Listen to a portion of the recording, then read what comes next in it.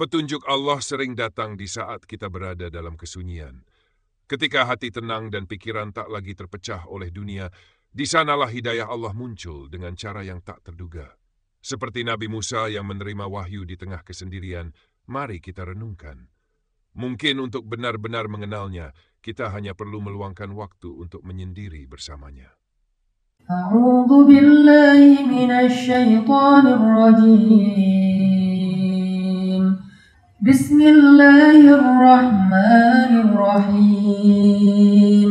Wa hal ataka haditsu Musa idh ra'a naran faqala li ahlihim kuthu inni anastu nara la'alli آتيكم منها بقبس أو أجد على النار هدى فلما أتاها نودي يا موسى إني أنا ربك فاخلع نعليك إنك بالواد المقدس طوى وأنا اخترتك فاستمع لما يوحى إنني أنا الله لا إله إلا أنا فاعبدني وأقم الصلاة لذكري إن الساعة آتية أكاد أخفيها لتجزى كل نفس بما تسعى فلا يصدنك عنها من لا يؤمن بها واتبع هواه فتردى وما تلك بيمينك يا موسى قال هي عصاي أتوكأ عليها وأهش بها على غنمي ولي فيها مآرب أخرى قال ألقها يا موسى فألقاها فإذا هي حية تسعى قال خذها ولا تخف سنعيدها سيرتها الأولى واضم يدك إلى جناحك تخرج بيضاء من غير سوء آية أخرى لنريك من آياتنا الكبرى. Sadaqallahu azim.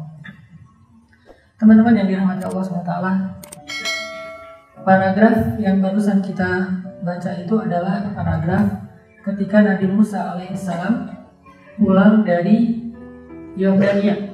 Jadi ceritanya Nabi Musa udah diusir dari Mesir selama beberapa tahun, tinggal di Yordania, dulu namanya Madian, kalau sekarang namanya Jordania. Nah, tinggal di Yordania sampai akhirnya ketemu dengan jodohnya, nikah, punya keluarga. Nah, setelah sekian tahun kangen pengen balik ke Mesir. Pulanglah nih Nabi Musa dari Yordania ke Mesir lewat Saint Catherine. Saint Catherine itu bahasa Arabnya Tursaina, gunung yang kalau di Mesir itu selalu musim dingin. Musim panas juga dingin. Kalau musim dingin dia salju. Tempat Nabi Musa mendapatkan wahyu pertama. Naik nih ke Saint Catherine.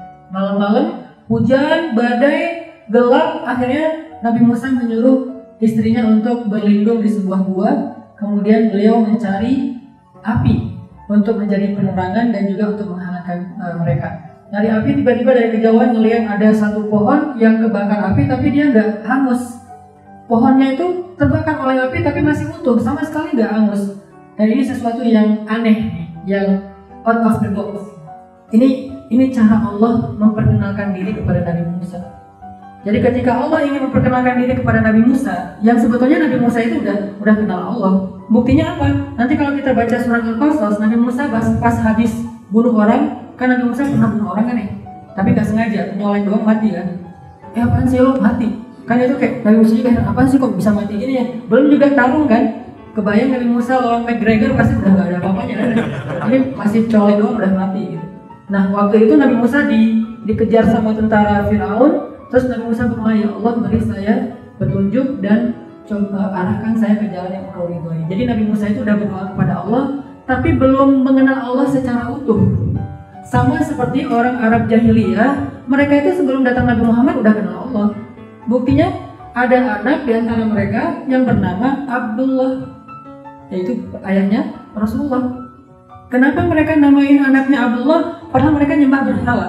Karena di zaman jahiliyah itu Allah udah jadi simbol Tuhan, cuman nggak punya sifat, nggak punya kebesaran, nggak punya keagungan, cuman simbol doang. Ya sih, Allah itu Tuhan, tapi yang ditakutin dewa perang, yang didatengin dewa cinta, yang sering-sering dikasih sesajian dewa dagang, dewa rezeki, kayak gitu-gitu. Cuman siapa Tuhannya? Allah. Terus dewa-dewa ini sebagai apa? Sebagai putri-putrinya Allah. Lata, Uzza, Manah, Hubal itu kan semua cewek kan. Jadi di mana-mana biasanya yang mistik-mistik ini lebih pakai banyak simbol cewek gitu. Kayak di selatan pakainya kan bukan raja kan, pakainya ratu gitu. Emang udah biasa kayak gitu. Makanya akhirnya mereka tetap mengakui Allah sebagai Tuhan, tapi tidak mengakui sifat-sifat Allah. Bahwa Allah itu maha kuasa, maha melihat, maha memberi rezeki, maha segala kebaikan ada di tangannya. Nah, Nabi Musa udah tahu Allah, cuman belum kenal, belum tahu persis dan belum utuh pemahaman tentang Allah. Nah, ini yang buat Nabi Musa akhirnya, yang buat Allah akhirnya memperkenalkan diri lagi pada Nabi Musa. Nyasar di Bukit Tursaina, Saint Catherine, terus biar Musanya ngelihat, biar Musanya fokus. Allah nggak ngomong kepada Nabi Musa itu ketika beliau lagi ngurus keluarganya. Ini apa pelajarannya? Ketika kita ingin lebih mengenal Allah, kadang kita perlu sedikit menenangkan diri. Kita perlu waktu me time-nya dengan Allah. Nggak bisa kita mengenal Allah sambil kayak sibuk gitu. Terus pikiran kita tuh nggak konsen. Itu kayaknya kita cuman dapat ritualnya, tapi nggak dapat rasanya. Dan itu nggak akan ngaruh apa-apa di hati kita. Bukankah iman itu rasa? Iman itu bukan kata-kata la ilaha illallah, hasbiyallahu ni'mal wakil, la haula wala quwata illa billah. Itu belum jadi iman. Itu baru salah satu di antara caption iman. Imannya sendiri rasanya di sini. Sehingga kalau kita ngomong hasbiyallahu wa ni'mal wakil tapi kita kayak masih ragu gitu, berarti imannya belum berasa. Kita bilang la haula wala quwata illa billah tapi belum tenang, berarti imannya belum berasa. Harusnya ketika kita bilang la haula wala quwata illa billah itu langsung mantap. Ketika kita ada musibah, Allahumma ajurni fi musibati wa akhluf li khairan minha. Ya Allah, saya lagi ada musibah, ganti dong yang lebih bagus. Itu langsung kayak tenang gitu. Bisa nggak kita kalau lagi ada masalah berdoa udah gitu tenang, kayak udah dijamin beres deh. Nah kalau belum bisa, berarti iman kita baru ucapan dan dia itu belum utuh. Sehingga kita butuh waktu me time untuk lebih merenung, tafakur, untuk lebih mengenal Allah Subhanahu wa taala. Dan me time ini dalam Islam disebut dengan i'tikaf. Dalam Islam itu me time disebut dengan i'tikaf. Makanya i'tikaf itu tidak ada anjuran harus berjamaah. Karena emang lagi pengen me time nih, bisa sendiri. Nabi pernah i'tikaf sendiri sering. Kadang beliau i'tikafnya di bulan Ramadan, bahkan juga kadang-kadang i'tikafnya di luar bulan Ramadan, ke masjid aja. Kalau kita nggak bisa i'tikafnya misalnya semalaman, nggak apa-apa, i'tikaf dari azan sampai iqamah. Itu bagian dari i'tikaf. Karena durasi i'tikaf itu duduk sejenak. Bahasa Arab sejenak itu kayak orang satu rakaat sholat itu sejenak. Antara azan dan iqamah itu kan bisa sampai 4 rakaat sholat kan, berarti itu udah i'tikaf. Sehingga kalau kita pengen iman kita berasa setiap hari, kalau bisa ke masjidnya itu pas jalan mentok iqamat, itu pasti nggak akan tenang, sholatnya juga nggak tenang. Pas iqamat kita masih di jalan, itu nggak akan tenang. Kalau pengen tenang, kalau perlu kita intidharus sholat, menunggu waktunya sholat. Kalau pengen memang ada waktu luang ya, kalau nggak minimal kita bela-belain azan, kita udah di dalam masjid. Nanti antara azan dengan iqamah itu waktunya kita me time, nggak mau diganggu. Nggak harus sholat juga, nggak harus tilawah juga. Diam aja sambil bertafakuri tentang kebesaran Allah. Bahannya kita siapin sebelum kita me time. Misalnya kayak bahannya satu ayat, kalimat la tahzan innallaha ma'ana. Itu bahannya. Udah aja me time antara azan sama iqamah, la tahzan innallaha ma'ana. Allah bilang jangan khawatir, ragu, Allah bersama kamu. Itu aja yang kita pikirin, itu udah mulai dapat tuh. Tapi kalau kita kayak lagi sibuk, lagi hektik, lagi rush banget, jadwal-jadwal kita yang mungkin super sibuk, dan kita nggak menyisakan sedikit waktu berdoa dengan Allah, itu kayaknya agak susah fokus untuk bisa lebih mengenal Allah. Minimal tuh i'tikaf. Mau lebih keren lagi, tahajud. Itu me time yang hobinya para sholihin lah. Mereka gimana pun capek dan sibuknya pasti nyempetin buat me time dengan Allah lewat tahajud mereka. Berapa rakaat Ustaz? Bebas, mungkin latihannya setengah jam sebelum subuh, nanti naik lagi jadi 1 jam sebelum subuh, lebih keren lagi sampai 3 jam sebelum subuh, sehingga dia bisa tilawah, dia bisa zikir, dia bisa nangis, dia bisa doa, bisa segala macam. Nah ini nih me time berdua dengan Allah. Ini nih kenapa Allah menyuruh Nabi Musa ninggalin keluarganya dulu dengan dipancing lewat pohon yang keluar api. Padahal Allah bisa aja bilang ke Musa, wahai Musa, aku Allah. Ketika Nabi Musa bersama keluarga kan, disuruh pergi dulu. Sama seperti Rasulullah SAW, Allah Isra dan Mi'rajkan dulu ketika iman beliau, bukan iman mungkin, semangat beliau itu lagi labil. Kenapa labil? Karena Nabi waktu itu habis ditinggalin 2 orang yang paling penting dalam hidup beliau, Khadijah dan Abu Thalib.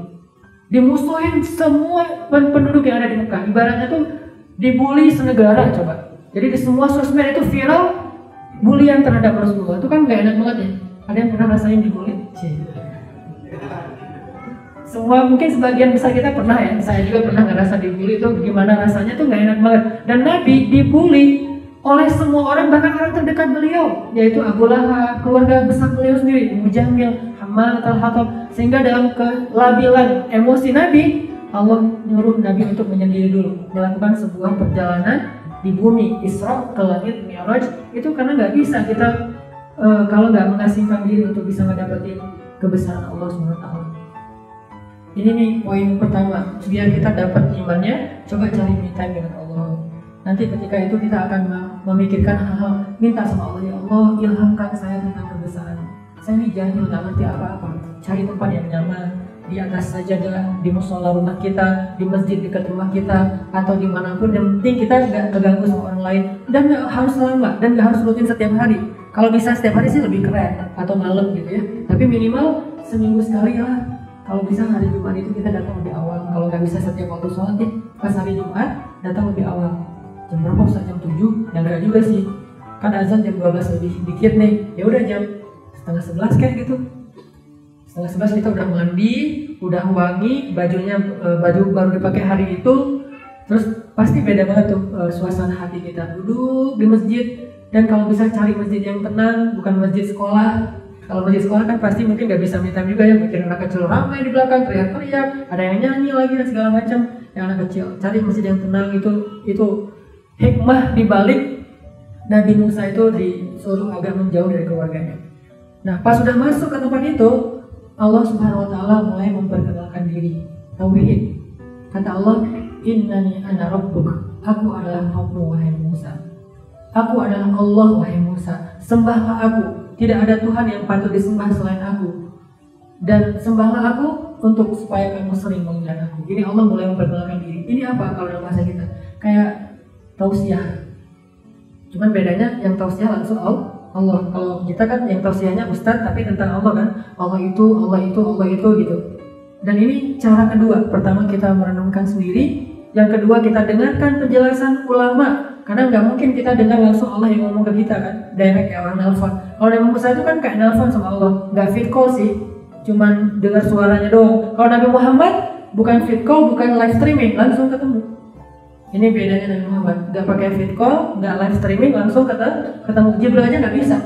Jibril cuma bisa nganterin Nabi Muhammad ke batas terakhir dari kemampuan makhluk, namanya pohon pembatas yang terakhir.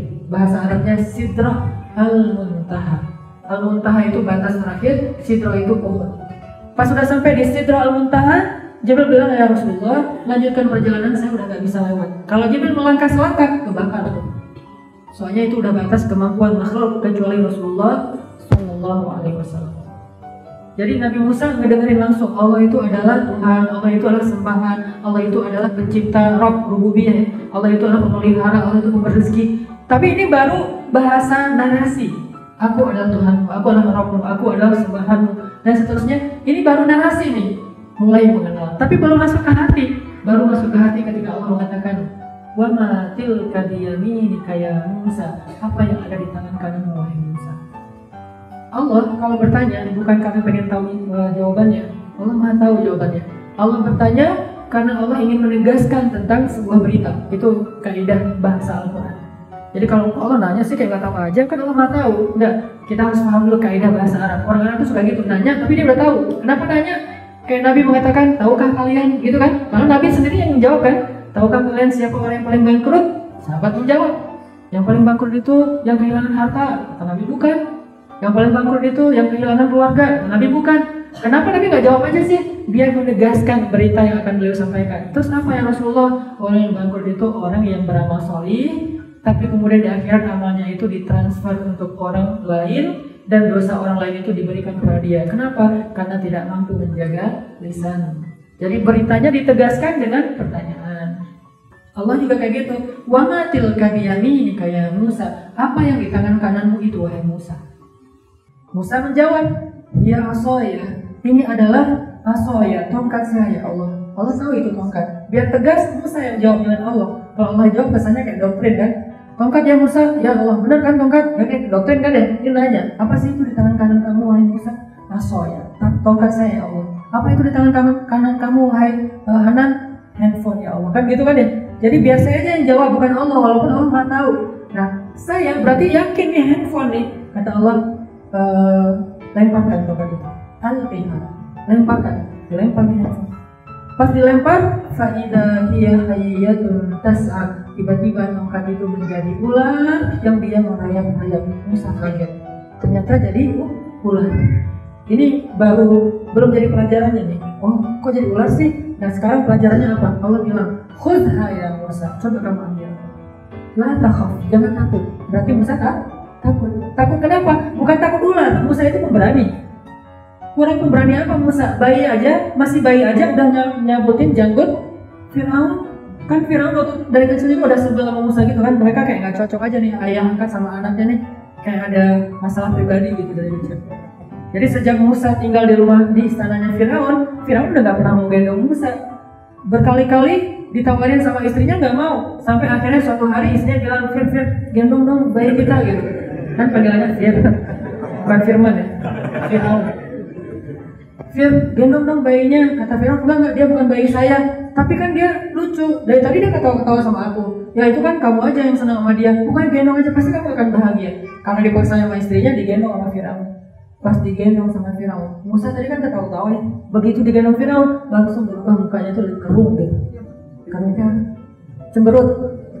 Jadi begitu digendong Fir'aun langsung, ini anak bayi ekspresif banget. Udah ada bakat dramanya luar biasa ya, kayak drama baby gitu kan. Jadi dari bayi juga langsung gini si Musanya kan. Terus Fir'aun, Asia ini kenapa nih anak bayi ini kok kayak marah gitu sama gua?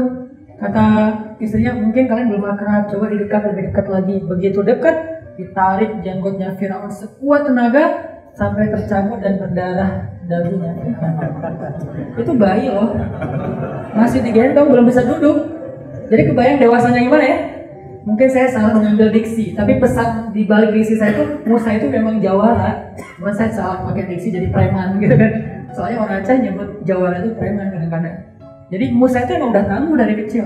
Dan janggutnya Fir'aun itu kan kalau kayak di foto-foto itu kan bentuknya kayak segi empat panjang gitu kan. Nah itu susah banget buat nyabutnya, karena dia kayak udah ya gimbalnya tapi bukan di kepala gitu, gimbalnya di janggut. Itu ditarik sama Musa sampai berdarah. Itu Musa. Jadi bukan tipe Musa banget yang takut sama ular kecil. Kenapa kali ini Musa takut? Karena ini ular jadi-jadian. Bukan ular dia biasa. Yang bikin Musa takut itu karena ada kayak magicnya, sihirnya. Karena di Mesir, sihir itu termasuk salah satu senjata yang cukup banyak dipakai orang. Sampai ada kayak sekolah sihir, universitas sihir, ada legend sihirnya gitu. Nanti pas Musa tahu sihir kan dikeluarin tuh legend-legendnya. Mungkin Harry Potter salah satunya terinspirasi dari cerita zaman Mesir kali. Karena emang ada sekolah-sekolah sihir yang dipanggil dari berbagai macam penjuru dunia, ahli sihir yang paling legend dari penjuru dunia untuk melawan Musa. Makanya Musa takut melihat ular ini. Kata Allah, khudha, ambil wahai Musa. La takhaf, jangan khawatir. Sanu'iduha siratahal ula, akan kami kembalikan dia kepada bentuk aslinya. Bentuk aslinya apa? Tongkat. Nah di sini baru ada iman. Jadi iman itu nggak akan kita tahu rasanya kalau kita belum dikasih challenge sama Allah. Kalau cuma ditalim kayak gini itu semua orang ya sami'na wa ata'na, sadaqallah, Allah maha benar. Tapi begitu dikasih ujian di luar, challenge dalam hidup kita segala macam bentuknya, baru di situ kita bisa latihan iman. Jadi kalau kita pengen latihan iman, gak cukup hanya dengan narasi iman, narasi akidah, tausiah tentang rububiyah, tentang kebesaran Allah, secara teori doang itu gak cukup, gak akan kelatih rasanya di hati kita. Tapi itu perlu sebagai kayak bahan mentahnya, baru akan dijadikan bahan yang kerasa di hati. Jadi ibaratnya tausiah itu kayak makanan, tapi belum dimakan, gak bikin kita kenyang. Ada makanan depan meja, kenyang gak? Makin lapar kan? Jadi baru kenyang kalau udah dimakan. Ngemakannya gimana? Ya tadi, memakan semua ilmu yang udah kita dapatkan itu dengan cara kita praktekin dalam ujian hidup kita. Makanya kalau misalnya Allah kasih challenge dalam hidup itu, Allah lagi melatih iman kita supaya lebih mantap lagi. Kenapa? Karena nanti Allah akan kasih kita satu amanah besar yang tidak akan sanggup dipikul kecuali dengan iman yang kuat. Harus dengan tauhid, akidah yang salimah. Kalau enggak, gak akan sanggup mengambil amanah besar itu. Kayak misalnya, orang gak akan bisa dikasih amanah, misalnya sebagai seorang kepala keluarga, kalau dia sendiri dalam hidupnya itu masih labil. Dia sendiri belum percaya sama kebesaran Allah, gimana mau dia nikah, gimana dia akan mengurus keluarganya. Nanti dikasih lagi amanah masyarakat, amanah negara, itu adalah sisi kepemimpinan. Belum lagi dari sisi yang lain. Musa mau dikasih sebuah tugas besar. Tugasnya apa? Idhab ila Fir'aun innahu tagha. Pergilah kamu kepada Fir'aun, karena Fir'aun itu adalah hamba yang durhaka. Disuruh dakwahin Fir'aun. Kadang-kadang kita disuruh dakwahin keluarga aja berat ya. Ini disuruh dakwahin Fir'aun, musuh bebuyutan dari sejak dia kecil. Fir'aun, gak ada orang lain gitu. Kok Fir'aun gitu kan? Fir'aun yang terkenal jahat banget. Dan Fir'aun itu diakui kejahatannya lintas agama loh. Gak ada orang yang agama manapun mengatakan Fir'aun itu baik. Gue ngefans lah sama Fir'aun, gak ada kan deh. Kalau Fir'aun hidup di zaman sekarang, kayaknya dia gak punya followers deh. Semuanya haters. Bukti gak ada yang suka sama Fir'aun apa? Gak ada orang yang ngasih nama anaknya Fir'aun. Dek, nama siapa? Fir'aun. Oh, soalnya papa aku kayak ngefans banget sama Fir'aun. Gak ada kan? Mau dia Muslim, mau Nasrani, mau Yahudi, gak ada yang ngasih nama anaknya Fir'aun. Dia udah kayak disepakati aja oleh semua orang bahwa dia itu jahat. Sehingga Allah nyuruh Nabi Musa dakwahin orang sejahat ini. Bisa dibilang kayak makhluk terjahat nomor 3. Nomor 1-nya Iblis, nomor 2-nya Dajjal, nomor 3-nya Fir'aun. Jadi masuk 3 besar nih. Bahkan Abu Jahal kayak entah nomor ke-100 sekian gitu. Jauh lah pasti. Ini Fir'aun. Kita kayak ngebayangin Nabi ngedakwahin Abu Jahal aja udah repot kan? Ngedakwahin Abu Lahab aja udah repot. Ini Fir'aun. Yang di Al-Quran itu udah banyak banget ayat tentang kedurhakaan dia. Idhab ila Fir'aun innahu tagha. Pergilah kepada Fir'aun, dia itu durhaka. Bukan itu masalahnya. Masalahnya Musa kalau menghadapi Fir'aun, buat dia sih gampang. Tarung aja, udah beres. Karena Musa mau aslinya bertarung. Masalahnya ayat berikutnya. Faqula lahu qawlan layyinan. Kalau ketemu Fir'aun, jangan marah-marah Musa. Bicaralah secara lemah lembut. Ini yang berat nih buat Musa. Gimana caranya Musa nahan emosi terhadap Fir'aun sehingga dia harus ngomong pelan-pelan ke Fir'aun, ngomongnya baik-baik. Gak bisa Musa kayak gitu sama Fir'aun. Kenapa? Dia udah ngelihat siang malam di depan matanya sendiri gimana bangsanya Bani Israel itu habis-habisan dizalimi oleh Fir'aun dan tentaranya. Anak kecil yang dimasukin ke dalam pasir, anak kecil yang dipatahin lehernya karena mereka kan takut sama anak bayi Bani Israel kan. Terus juga banyak perbudakan, perempuan Bani Israel banyak yang dinodai. Pokoknya kayak udah kejahatan kemanusiaan banget. Gimana Musa nggak emosi? Makanya ketika Allah mengatakan dakwahi Fir'aun, tapi jangan marah-marah. Qula lahu qawlan layyinan. Ucapkan ucapan yang lembut, bukan yang baik, yang lembut. Ini buat Musa kayak challenge banget nih. Terus gimana akan bisa menghadapi Fir'aun dengan lemah lembut? Sementara Fir'aun itu terkenal yang paling durhaka, yang paling kejam, yang paling bengis. Kalau bukan karena Musa yakin kepada Allah SWT. Belum lagi tentaranya Fir'aun, itu tentara yang Allah aja nyebutnya autad. Autad itu artinya paku. Arti paku kalau udah ditancepin gak bisa digoyang lagi. Itu tuh tentara Fir'aun. Saking kuatnya. Belum lagi dengan magiciannya, para penyihir-penyihirnya, sehingga harus punya bekal iman yang kuat bagi sosok Musa sebelum dikasih amanah revolusi. Amanah revolusi. Membebaskan Bani Israel. Arsil ma'ya Bani Israel. Bebaskanlah Bani Israel ikut bersama saya, kata Musa. Itu gak akan sanggup kalau gak karena iman. Makanya Allah persiapkan Musa ini untuk sebuah tugas yang besar. Caranya imannya. Jadi kalau kita pengen ngambil tugas besar, amanah yang besar, sebuah nilai yang besar, sebuah kebaikan yang besar, maka modal pertama kita itu adalah iman. Dan cara Allah melatih iman kita biasanya dikasih challenge dulu. Yang suruh lemparkan tongkatnya jadi ular, kata Allah, khuzha, ambil wahai Musa. Sanu'iduha siratal ula. Kami balikin kok dia kepada bentuk yang aslinya. La takhaf, enggak usah khawatir wahai Musa. Ini kan tantangan nih. Percaya gak sih sama Allah? Kalau Allah bilang itu nggak apa-apa, itu akan dibalikin lagi jadi tongkat. Sementara mata Musa melihat itu adalah ular. Akhirnya pelan-pelan Musa mengadar ujungnya ekornya ular. Tiba-tiba ular itu menjadi tongkat. Di situ iman Musa mulai terasa. Oh benar nih, Allah Maha Kuasa. Oh benar nih, Allah menepati janji. Oh benar nih, Allah Maha melakukan apa yang Dia kehendaki. Ala kulli syai'in qadir. Mulai muncul iman. Itu yang dilatih oleh Allah kepada Ibrahim di surat Al-Baqarah. Nanti kalau kita hafal ayat kursi sampai 2 lembar setelahnya, itu ada kisah Nabi Ibrahim. Nabi Ibrahim bilang gini, wa idh qala Ibrahim rabbi arini kaifa tuhyil mauta qala awalam tu'min qala bala walakin liyatma'inna qalbi.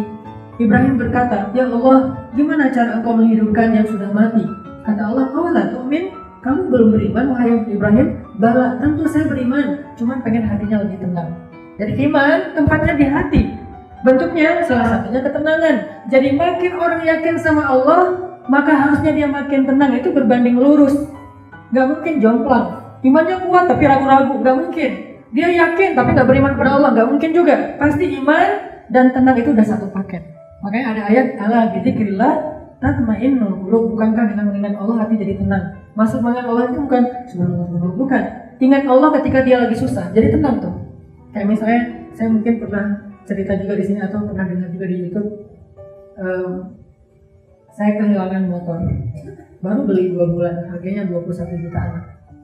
Baru beli 2 bulan, hilang, diambil maling. Saya taruh di carport karena nggak punya garasi, gerbangnya digembok, pulang jam 1 malam habis meeting, tidur. Pas subuh keluar, gerbangnya udah kebuka, gemboknya hilang, motor juga udah hilang. Saya keliling, nyari-nyari di dekat-dekat rumah, siapa tahu ada yang lagi dorong-dorong motor saya gitu kan.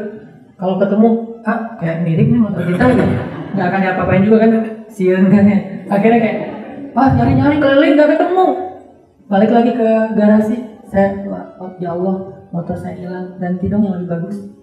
Bahasa Arabnya, wakhluf li khairan minha, ya Allah beri saya ganti yang lebih baik dari ini.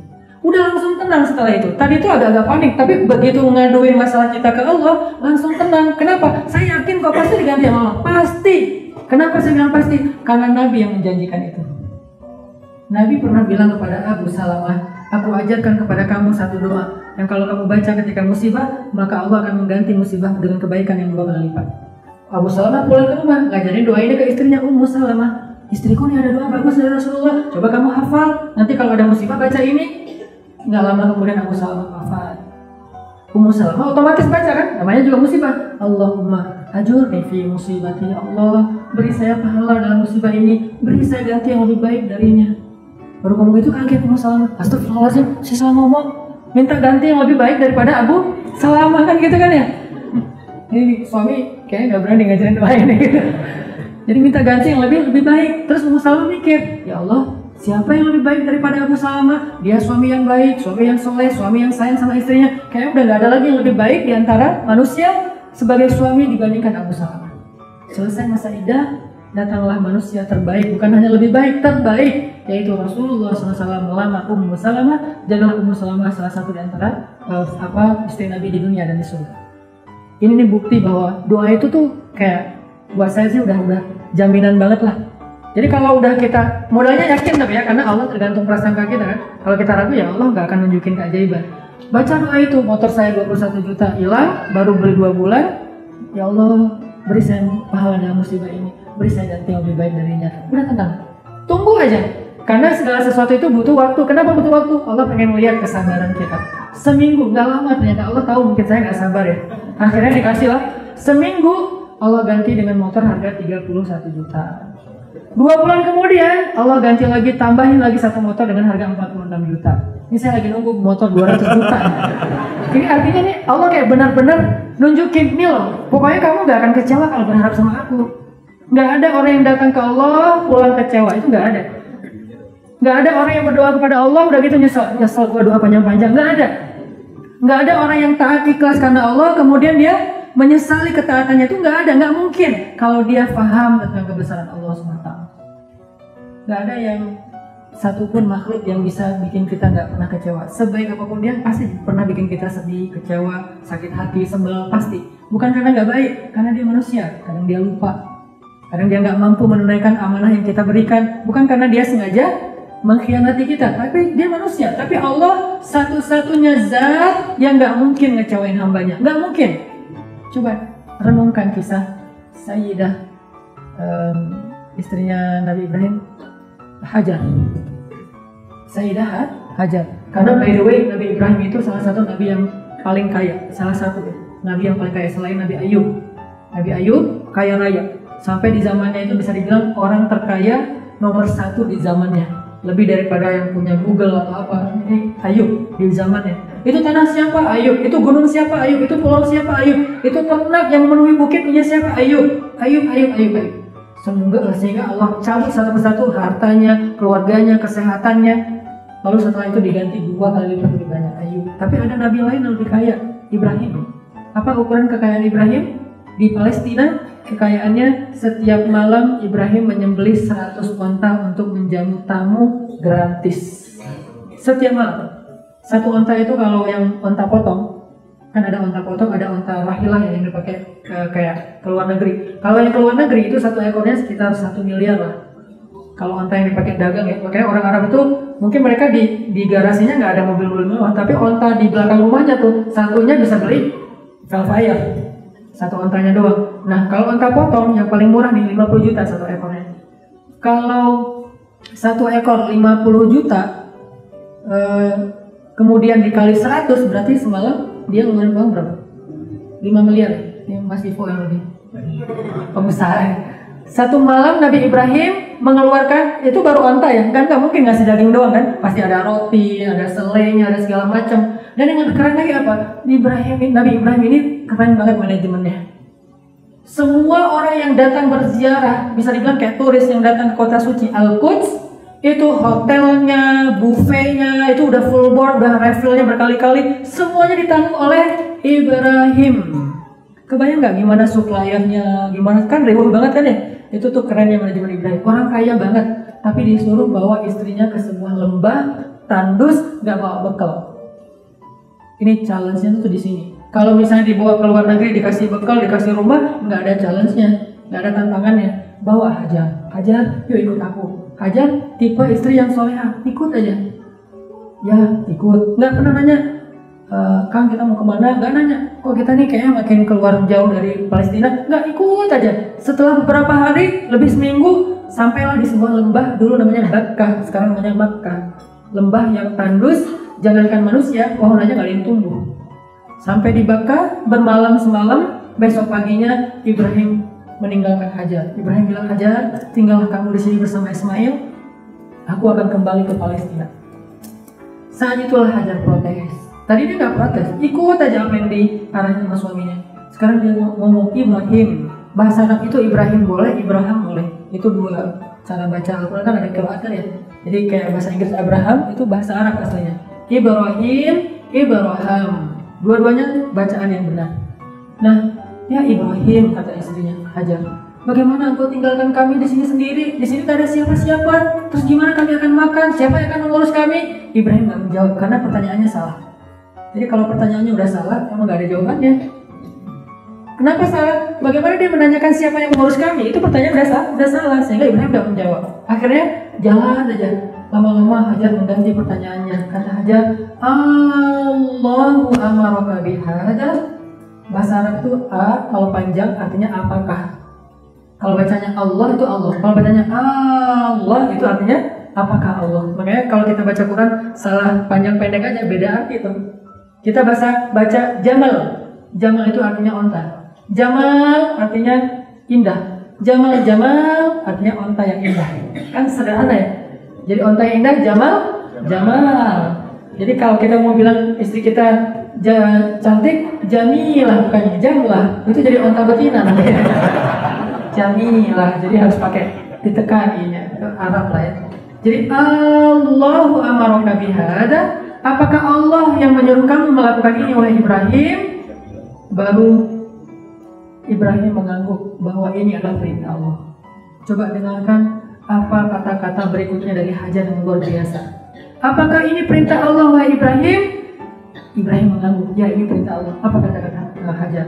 Famdi layyudayyi'allahu idzan, berangkatlah wahai suamiku, Allah tidak akan mengecewakan kami.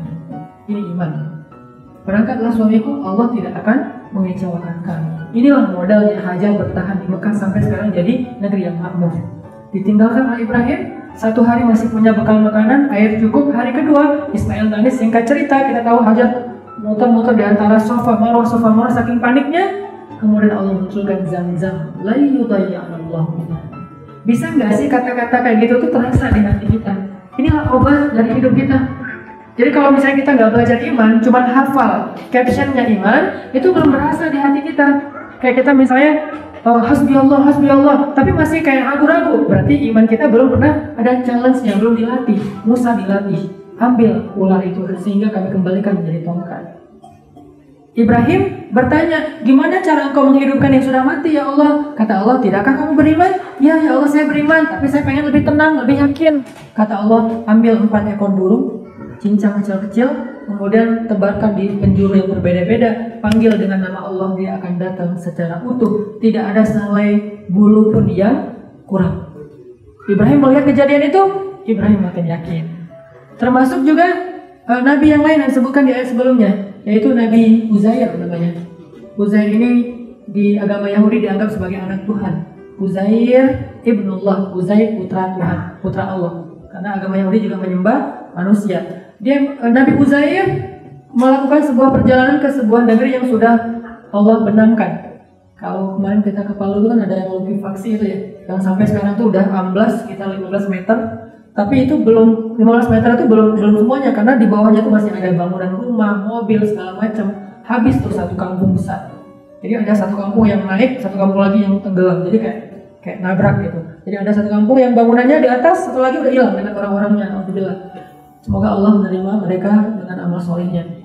Nah, ketika Nabi Uzair datang ke negeri yang sudah habis, sudah hilang, Uzair bertanya, "Kaifa tuhyil mauta?" Bagaimana Allah menghidupkan yang sudah mati? Tiba-tiba Uzair tertidur, dia lagi ngikat keledainya, lalu dia tidur, dia taruh roti sama susu di sebelahnya, tidur. Tidurnya nggak tanggung-tanggung, mi'atu am, 100 tahun. Pas bangun, kayak baru bangun tidur setengah hari gitu kan, dibangunin sama malaikat Jibril, karena malaikat Jibril ini suka nge-mentoring para nabi kan, jadi para nabi itu semuanya mentornya Jibril alaihissalam. Dibangunin sama malaikat Jibril, Uzair bangun. Kamu lebih berapa lama kamu tidur di sini Uzair? Kata Uzair, yauman au ba'da yaum, sehari atau mungkin setengah hari. Kata Uzair, tidak, kamu sudah tidur di sini 100 tahun. Apa buktinya? Coba kamu lihat keledai kamu yang diikat, kasihan juga nih keledai. Diikat, akhirnya dia nggak bisa pergi kemana-mana. Matilah keledai itu karena haus dan lapar sampai tersisa tulang belulang. Lihat keledai kamu sudah jadi tulang belulang. Tapi coba lihat makanan kamu. Pas dipegang sama Uzair, rotinya masih hangat. Seperti barusan aja ditaruh. Susunya masih segar. Sehingga di situ Allah menunjukkan kebesarannya. Di sinilah dunia dan akhirat bersebelahan. Yang satu sudah binasa, yang satu masih utuh 100 tahun. Begitulah dunia dan akhirat. Dunia binasa, surga masih gitu-gitu aja. Masih kayak segar gitu. Orang di surga kan gak ada yang tua ya. Sampai ada nenek-nenek nanya ke Nabi, ya Rasulullah udah pernah ke surga, biasanya gak sih di surga? Maaf ya nih, udah melihat. Beneran Rasul, beneran Rasul gitu banget sih. Ya gimana lagi? Terus saya kan surga gak ada. Sebelum nenek ini nanti jantungan ya, langsung dikasih tahu, soalnya nenek itu di surga udah jadi gadis. Yeay. Nenek-nenek jadi gadis. Semua usia orang di surga itu kan sebaya kan. Berapa usia sebaya itu? 30 sampai 40 tahun. Itu usia penduduk surga. 30 sampai 40 tahun. Karena usia itulah yang mempertemukan dua kebaikan. Pertemuan antara kesempurnaan fisik dan kesempurnaan akal. Kalau di bawah 30 tahun, fisik sempurna, akal belum. Di atas 40 tahun atau di atas 50 tahun, akal udah sempurna, fisiknya mulai bermasalah gitu. Jadi pertemuannya itu antara 30 sampai 40 tahun. Akhirnya Uzair bilang innallaha ala kulli syai'in qadir. Allah Maha Kuasa atas segala sesuatu. Jadi teman-teman, kalau Allah ngasih kita ujian, kalau Allah ngasih kita sebuah musibah, kalau Allah ngasih sebuah masalah dalam hidup kita, itu persis seperti Allah ngasih ujian buat Musa dengan menyuruh tongkatnya dilemparkan terus jadi ular, karena Allah pengen melatih iman kita. Gara-gara kejadian tadi, motor saya diganti sama Allah, saya semakin yakin, bukan gak ikhtiar ya. Ikhtiar itu bab yang berbeda, ini bab tawakul. Bahasa Indonesianya tawakal. Orang Arab ibunya tawakul. Jadi ini bab tawakul, bukan bab ikhtiar. Ikhtiar itu urusannya bukan dengan langit, dengan bumi. Kalau tawakal itu urusannya hati dan langit. Sehingga ketika ada masalah lagi, jadi tenang. Misalnya motor saya ditabrak orang di belakang, mobil saya ditabrak orang di belakang. Di depan gazebo tuh kan, kalau sore depan gazebo tuh kan banyak arah tuh. Akhirnya karena jadi kayak jam gitu, mobil saya di depan ditabrak. Mungkin dia pengen mepet ya biar gak diambil orang lain, aja kan ketabrak. Nah, si bumpernya itu nyangkut. Pas saya maju kan ketarik kan, jatuh bumpernya. Marah-marah orangnya, beneran ternyata aparat. Marah-marah, selalu segala macam, minta ganti rugi 1,5 juta. Pas saya bawa 1,5 juta, dan saya kayak takut bermasalah juga, kayak belum biasa ngadapin yang kayak gitu-gitu. Ya udah saya ganti rugi 1,5 juta. Dia pergi, kan sedih banget kan? Saya ngerasa dia yang nabrakin saya, kenapa saya yang rugi gitu. Tenang, ada Allah. Begitu dia pergi, saya ngomong ke Allah, ya Allah, tuh orang habis ngezalimin saya 1,5 juta. Nanti dong yang lebih baik, gitu kan? Saya tunggu nih seminggu, Allah kasih rezeki lewat beberapa ada usaha. Alhamdulillah benar-benar profit bersihnya itu 15 juta persis, 10 kali lipat dari 1,5 juta. Dan jangan pernah bilang, Ustaz, kalau kemarin gak hilang jadi 16,5 juta. Enggak gitu sih, kan 1,5 juta itu modal. 1,5 juta itu invest, baliknya 15 juta. Kalau nggak ada modalnya nggak akan ada hasilnya. Jadi saya anggap 1,5 juta itu bukan saya nyari masalah ya, zalimin gua dong, biar gua bisa, gak gitu-gitu aja, lebay kan. Udah aja kalau ada masalah minta sama Allah, dikasih 15 juta, itu benar-benar nambah lagi iman. Jadi kayak ada masalah, tenanglah, ada Allah, la tahzan, innallaha ma'ana. Gitu cara kita belajar iman, bukan dengan teori doang. Ketika dikasih ujian, itu kesempatan kita ngebuktiin Allah itu pasti bersama dengan hambanya yang ingat dia, fadkuruni adkurkum, yang berbaik sangka kepada dia, aku kana indallan ya abdi, apalagi yang menjaga dia, fazillah yang faska. Itu kan ayat dan hadisnya banyak. Fadkuruni adkurkum, ingat aku ingat kalian. Apalagi fazillah ya faska, jaga Allah, Allah jaga kalian. Apalagi ana indallan ya abdi, aku tergantung prasangka hambaku kepadaku. Jadi Allah tuh gimana kita sebetulnya. Jadi kalau kita nggak ngelihat keajaiban kebesaran Allah dalam hidup kita, jangan bilang Allah itu nggak fair. Jangan Allah tuh kayaknya Allah kayak ada masalah ya sama saya. Enggak, itu kitanya aja yang nggak yakin. Coba muhasabah diri, sudah seberapa yakin kita sama Allah. Dan cara ngelatih keyakinan itu, ketika Allah ngasih kita challenge kecil, itu kita hadapin. Jangan mundur. Kalau dikasih ujian, dikasih pelajaran kita kayak mundur, kita nggak akan pernah belajar dan nggak pernah siap iman kita untuk dikasih kejutan yang lebih keren lagi. Banyak loh kejutan yang keren-keren. Termasuk yang saya cerita di Jogja tuh, lagi naik becak berdua sama istri. Terus si bapak yang tukang becaknya curhat gitu kan, anak saya sekolah segala macam. Pas turun becak, saya tanya berapa Pak? 25.000. Saya tambahin 26.000. Enggak, saya tambahin 100.000. Kasih 100.000. Bukan karena mau ngasih 100.000 sih, mau nambahin tapi nggak ada yang receh. Udah 100.000. Masa Pak balikin gitu kan? Nggak mungkin. Ya udah, ambil aja Pak. Itu yang kerennya Pak. Dia doain. Ya Allah, alhamdulillah, semoga Bapak dan Ibu, suami istri gitu, bahagia terus, saling mencintai. Begitu dia pergi, saya dikecup oleh istri saya. Wah, tahu gitu saya kasih 200.000. Dia kanan kiri gitu. Langsung diijabah doanya sama Allah. Terus doa yang kedua apa? Semoga rezeki Bapak berlipat ganda. Malamnya ada jamaah saya WA ke istri saya, boleh ketemu Sahanan nggak lagi di Jogja? Kemudian saya juga lagi di Jogja. Maaf, biasa sadar ya. Maaf, waktunya terlalu padat, nggak bisa segala macam. Tapi saya butuh sebentar aja, 5 menit nggak apa-apa. Maaf ya Pak, karena dia maksa akhirnya. Oke, besoknya pas breakfast 5 menit ya Pak, ya siap. Jam 5 subuh dia bilang, maaf nggak bisa, ternyata selesai jam 8 pagi, saya harus ke bandara. Ya udah, tenang kan, nggak jadi ketemuan. Jam 6 ngomong lagi, selesai delay 2 jam. Boleh nggak 5 menit aja? Ya udah deh Pak, datang ke restoran, breakfast. Ustaz, saya udah janji 5 menit nggak akan lebih. Saya cuma pengen bilang makasih gara-gara Ustaz, lewat Ustaz saya jadi hijrah, keluarga saya jadi hijrah. Dan sebagai bentuk terima kasih saya pengen kasih hadiah kecil. Ustaz punya rekening? Saya akan bisa cash aja deh. Saya pikir kayak selembar 2 lembar gitu aja, cash bisa nggak pakai cash gitu. Ustaz punya rekening? Ya udah saya kasih rekening. Ya udah Ustaz, ini hadiah kecil buat Ustaz ya, pergi aja dia. Terus dia konfirmasi, Ustaz ada transfer ya? Saya kan nggak langsung percaya gitu kan, cek dulu dong. Ternyata benar ada yang kayak notice gitu di handphone, masuk berapa coba? 300 juta.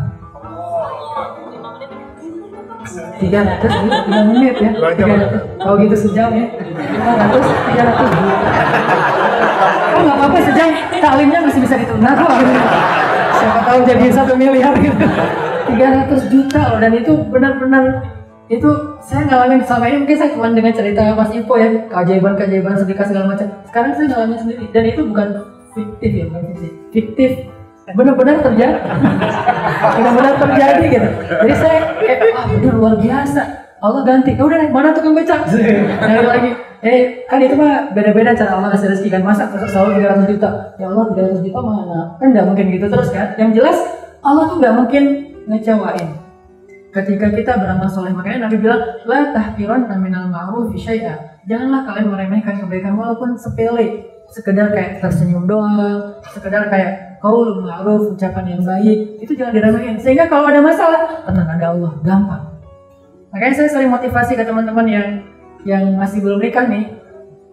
Saya tuh nggak mau ngomongin tentang hukum pacaran karena saya dai bukan hakim. Bedanya saya sama Ustaz Abdul Somad, kita bagi tugas. Ustaz Abdul Somad beliau hakim, halal haram boleh nggak boleh itu Ustaz Abdul Somad. Kalau saya nggak boleh jawab itu karena saya dai, saya harus ngasih solusi, motivasi, ngasih solusi. Jadi saya nggak akan jawab apa hukum pacaran, saya nggak akan bahas. Mending pacaran setelah nikah aja, gitu jawabannya. Itu jawaban dai. Kalau jawaban hakim, pacaran bukan bagian dari Islam, itu haram segala macam ya. Kalau jawaban dai, mending pacarannya habis, nikah kan masih bisa pacaran, tapi udah halal, apa aja berpahala. Kalau belum nikah, melihat aja dosa. Kalau udah nikah, lihat aja pahala, apalagi ya gitu. Akhirnya kalau ke anak muda, saya motivasinya gini, bukan putusin, bukan. Kalian lebih pengen dekat sama orangnya atau lebih pengen dekat sama pemilik hatinya? Ini pilih. Lebih pengen dekat sama orangnya atau pemilik hatinya? Kadang harus milih kan. Kalau dekat sama orangnya, berarti kita kehilangan pemilik hatinya. Bisa aja dia nggak akan setia sama kita. Belum tentu kita kayak pacaran, kita akrab banget terus dia nggak akan ninggalin kita atau akan kesandung dengan yang lain. Belum tentu kan. Makanya pegang hatinya. Cara megang hatinya, dekati pemilik hatinya. Dan cara ngedeketin pemilik hatinya, karena kadang kita harus menjauh dari orangnya supaya mendekati pemilik hatinya. Ya Allah, jagain dong hatinya buat saya. Ini akidah sebetulnya, cuman bahasanya jomblo fisabilillah. Orang mungkin karena apaan sih pembahasan kok cinta-cintaan? Enggak, ini lagi ngebahas akidah dengan kasus anak muda. Oh, udah ya. Jadi artinya hidup kita tuh kalau misalnya hati ini diserahin ke Allah, itu tenang banget loh. Kalau hidup kita, hati kita pegang sendiri, itu ribet. Dikit-dikit dia baper, dikit-dikit dia lelah, dikit-dikit dia kayak putus asa. Tapi kalau diserahin ke Allah, apa sih nggak mungkin di sisi Allah? Semuanya mungkin. Wa huwa ala kulli syai'in qadir. Dia bisa apa aja, kalau bahasa terjemah gampang ya. Dia bisa apa aja. Dan dia maha kaya. Jadi kalau kita punya utang 100 miliar, 100 juta mungkin buat sebagian orang oke, itu masih logis banget untuk dibayar. 100 miliar. 100 miliar itu angka yang besar apa angka yang kecil? Tergantung ditaruh di mana. Kalau ditaruh di depan kita, 100 miliar itu gede loh. Tapi begitu ditaruh di depan Allah, 100 miliar itu kecil. Kenapa? Kata Nabi, di hadapan Allah, dunia dan seisinya ini lebih ringan daripada 11 sayap nyamuk. Dunia dan seisinya nih, udah ada emas, apalagi udah ada minyak, semua kekayaan alam dunia ini kalau ditaruh di depan Allah, itu harganya lebih ringan, lebih murah daripada 11 sayap nyamuk. Bahasa kitanya apa? Receh lah itu mah. Jadi buat Allah 100 miliar, receh. Berapa utang kamu? 100 miliar. Gampang, tenang. Buat Allah itu tenang. Kalau taruh di depan kita, 100 miliar ya Allah, miliar, bukan juta. Bukan ribu, miliar. Nah, gimana cara kita menaruh 100 miliar itu di hadapan Allah? Taruhlah 100 miliar itu di atas sajadah. Dia akan jadi kecil. Taruhlah 100 miliar itu dengan mengadahkan dua tangan dan meminta, ya wasi', ya ghani, engkau maha kaya, engkau maha luas, nggak ada yang besar bagimu. Makanya Umar mengatakan, ya nafsi, idza dhaqat 'alaiki dunya, fala taquli ya rabbi indi hammun kabir, faquli ya ham indi rabbun kabir. Wahai jiwaku, hatinya maksudnya. Kalau kamu punya masalah, jangan pernah bilang ya Allah saya punya masalah besar, tapi bilanglah wahai masalah saya punya Rabb yang maha besar. Makanya kalau dengan iman, insya Allah benar banget kata Allah itu hati itu jadi tumaninatul qalb. Apapun masalahnya, Ustaz masalah saya itu gini, masih kecil dibandingkan dunia, sementara dunia aja 11 nyamuk, lebih ringan lah gitu. Kalau kita pakai kayak timbangan kopi itu kan yang digital, taruh nyamuk di atasnya kira-kira keluaran kan? Nggak keluaran kan, malah nyamuk masih utuh kan, satu tubuh nyamuk gitu kan. Apalagi dipotong jadi 11 nyamuk doang, lebih nggak keluar lagi. Dan dunia lebih ringan dari itu di hadapan Allah SWT. Artinya lebih receh. Apa sih yang besar sehingga sampai kita harus berputus asa? Semuanya kecil. Ya Allah, tapi hati orang tuanya itu terlalu keras. Si anaknya sudah milik, orang tuanya yang masih berat. Kan hatinya di genggaman Allah. Udah aja lobby hatinya ke langit, jangan ke orangnya. Jangan langsung japri orangnya, japri pemilik hatinya. Kalau japri orangnya Pak, saya tuh serius sama anak Bapak, belum tentu berubah hatinya. Tapi kalau kita japri pemilik hatinya, ya Allah, saya serius sama dia. Allah yang bolak-balikan hati dia, gampang buat Allah. Makanya pas dulu Ali pengen ngalamin Fatimah, itu kan kayak beda level banget kan. Ali orang miskin, Fatimah anaknya Khadijah, walaupun udah jatuh miskin tapi kan anak orang sukses lah gitu. Ali nggak pede mau ngelamar Fatimah, didorong-dorong, Ali udah jalan aja, Rasulullah tuh orangnya fair kok, baik kok, terbuka kok. Ya saya tahu, cuman gimana ngomongnya, udah mau lupain aja. Lagi mikir-mikir kayak gitu, tiba-tiba Abu Bakar datang ngelamar Fatimah. Masuk ke rumah Nabi, keluar, kata orang-orang Abu Bakar ditolak. Wah, Abu Bakar aja ditolak, apalagi saya, makin gak pede. Lama-lama datang lagi Umar, wah Umar aja ditolak, apalagi saya makin gak pede. Tapi didorong-dorong terus, akhirnya datang Ali ke rumah Rasulullah. Assalamualaikum, waalaikumsalam. Ali masuk lah Ali. Ada apa Ali? Enggak ya Rasulullah, cuma pengen ketemu aja. Enggak ngomong lama, enggak ngomong. Ya Rasulullah saya udah siap menikah, insya Allah saya orang yang bertanggung jawab. Enggak, ya Rasulullah saya cuma kangen aja sama Rasul. Rasul kan dapat ilham dari Allah kan. Rasul bilang, Ali pengen nikah sama Fatimah. Gimana ya? Itu nggak ada ya, cuma saya doang. Aslinya nggak kayak gitu sama sih. Yang pokoknya kurang lebih kalau kita ilustrasikan tuh kayak gitu, kayak kurang pede gitu, kayak merasa asalnya siapa sih gitu. Kata Rasulullah, kamu punya apa wahai Ali? Itu masalahnya, saya nggak punya apa-apa. Allah yang maha memiliki segalanya sih. Kalau kita makanya hafal beberapa dalil, Pak, dan Allah berfirman. Masih sah nih kalau udah pakai Allah berfirman, Rasulullah bersabda, Bapak masih mukmin kan? Jadi akhirnya Nabi bilang, kamu punya apa di rumah? Gak punya apa-apa, coba kamu ingat lagi. Oh, nggak ada apa-apa yang Rasulullah yang berangkat. Udah, Nabi ngasih hadiah zirah beliau, baju besi beliau.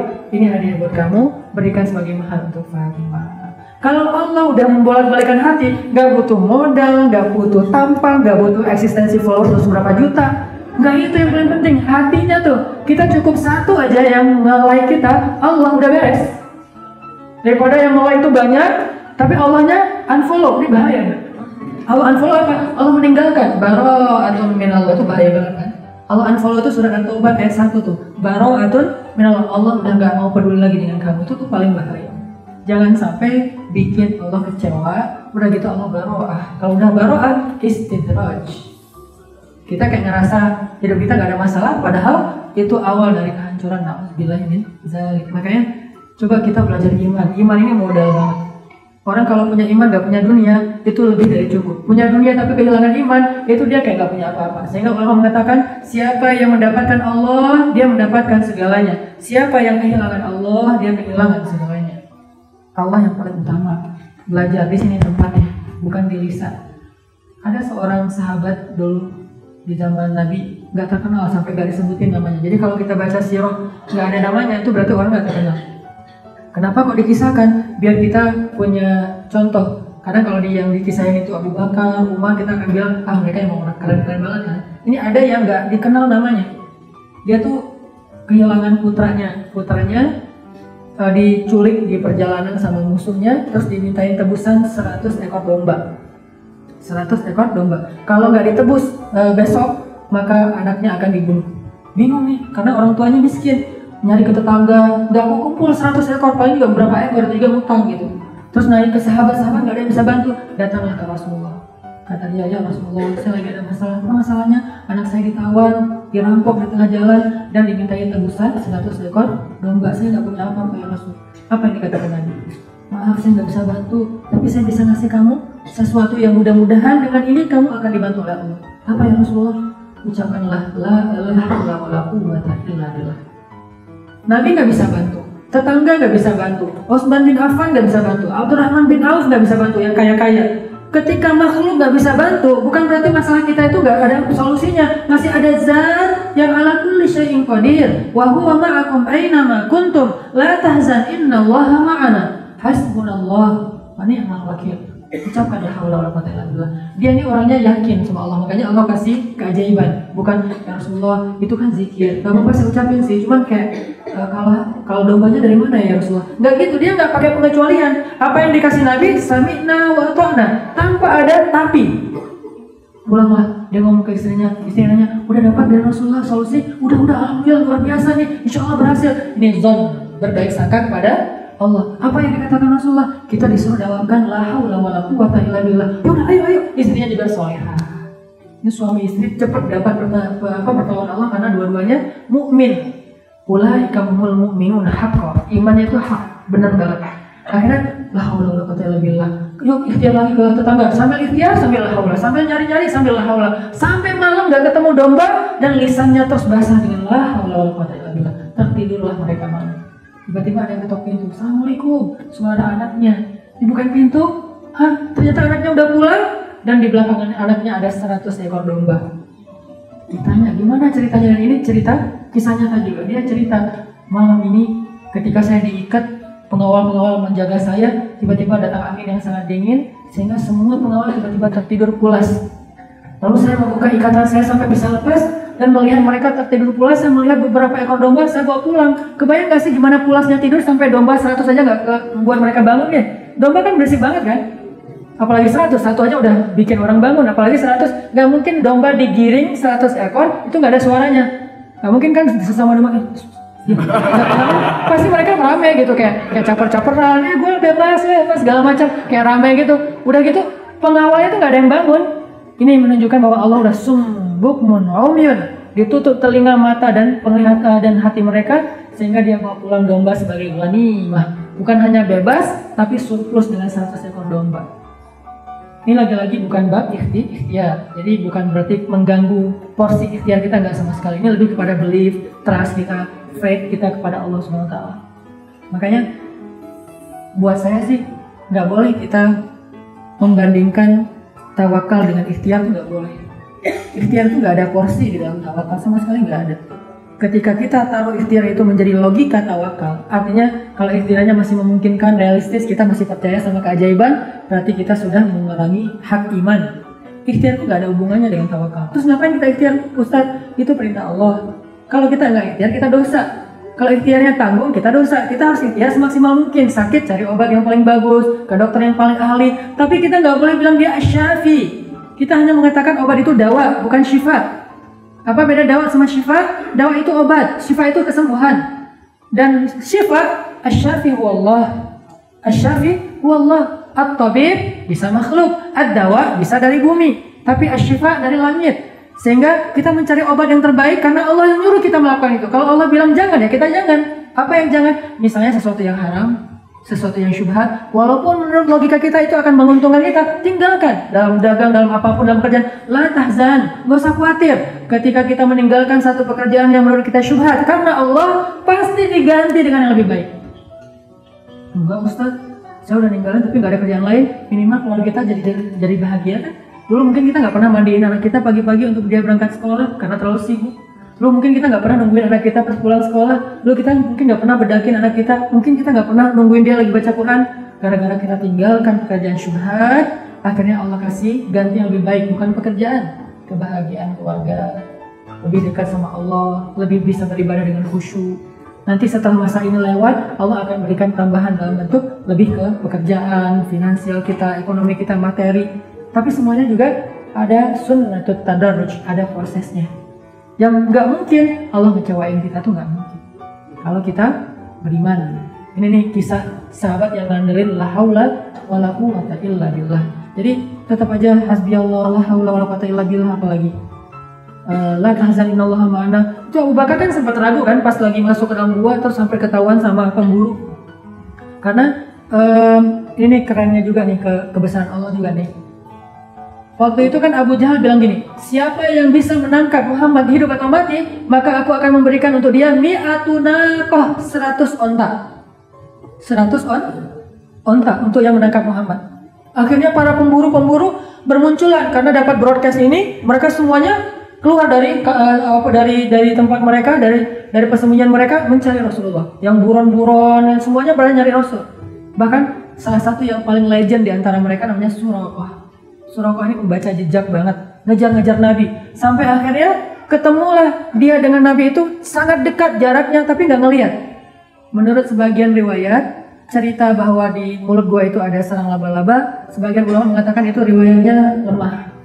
Tidak ada sarang laba-laba. Tapi kita respect ya dengan berbagai macam pendapat. Cuman kalau saya mengambil pendapat karena dulu belajar di Al-Azhar, sejarah yang dibahas ke kita tuh sarang laba-laba itu bukan riwayat yang kuat. Nggak ada sarang laba-laba.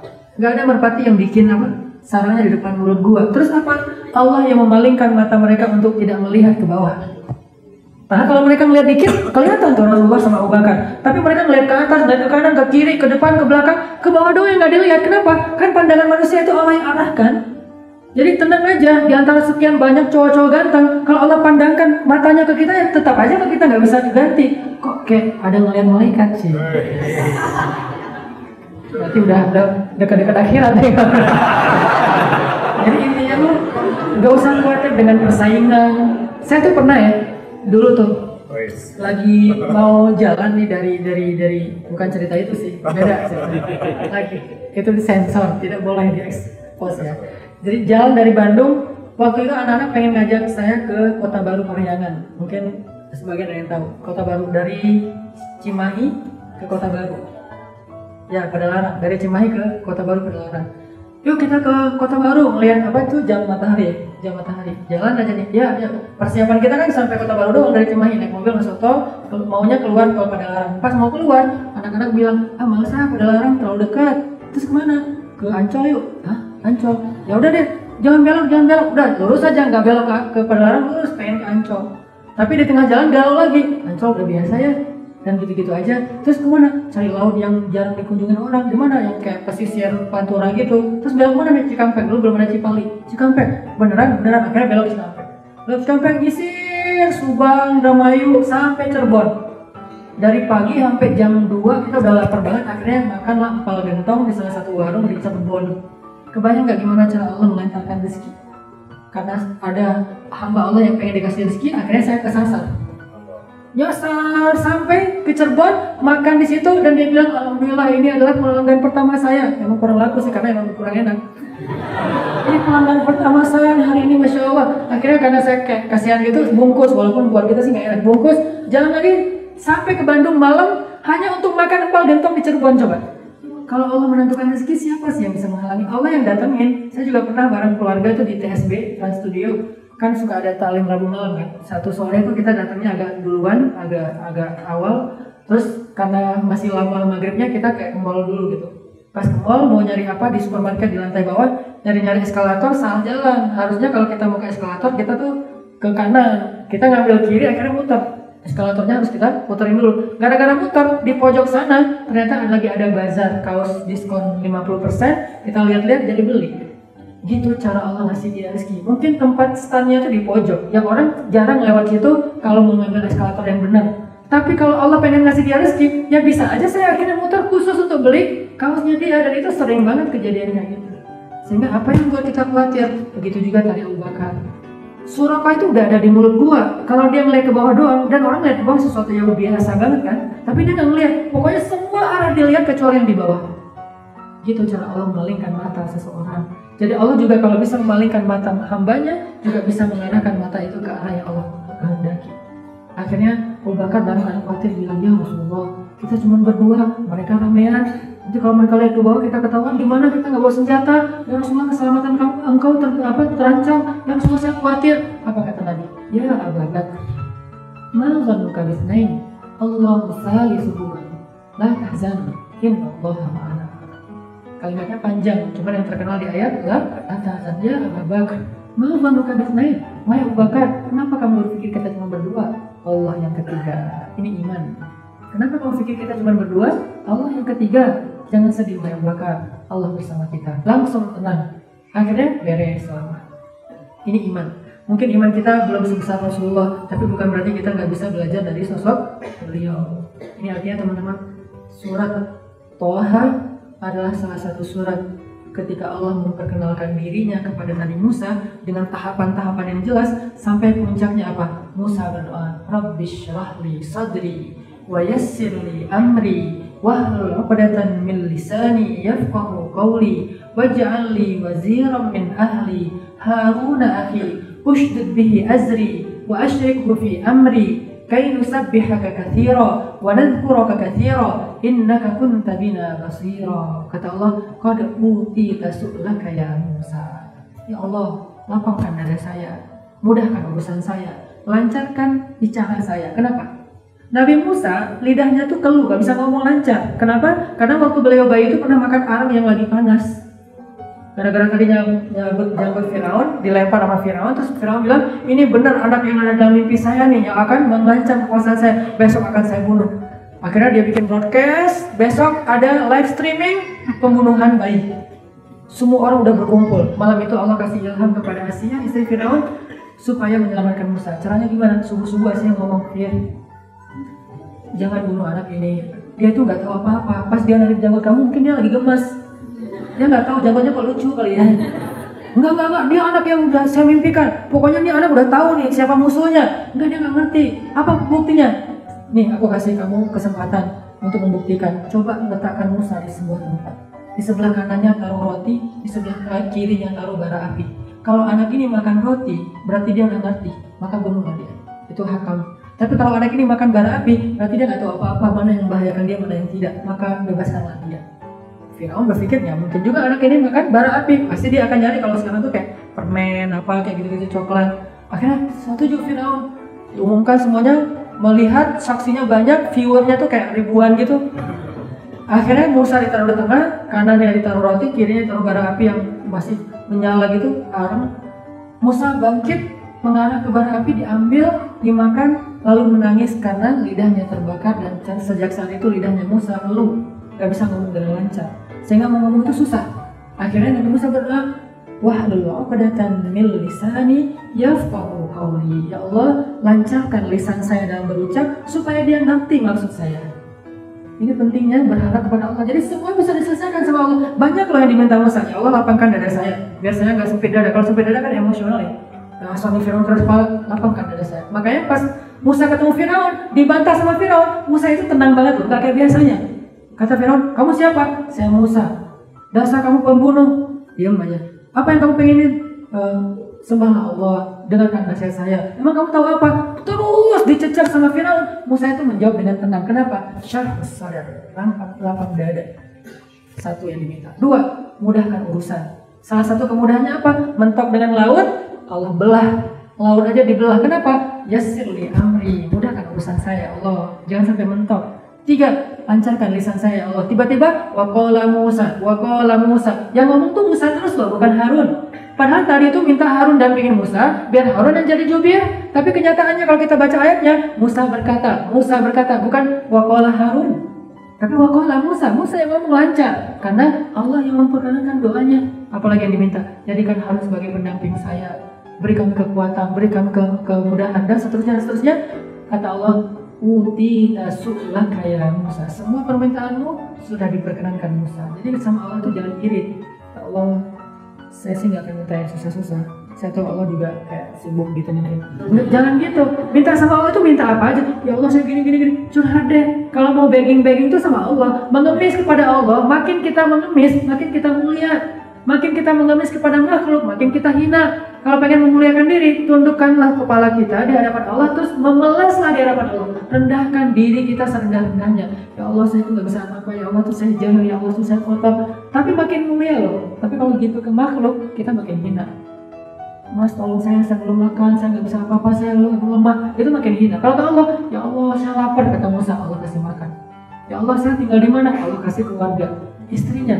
perempuan yang soleha banget, yang bahkan memperhatikan Musa itu dari jarak jauh. Kemudian dia menyimpulkan kepada ayahnya, Allah tuh punya banyak cara. Gimana cara Musa ketemu istrinya?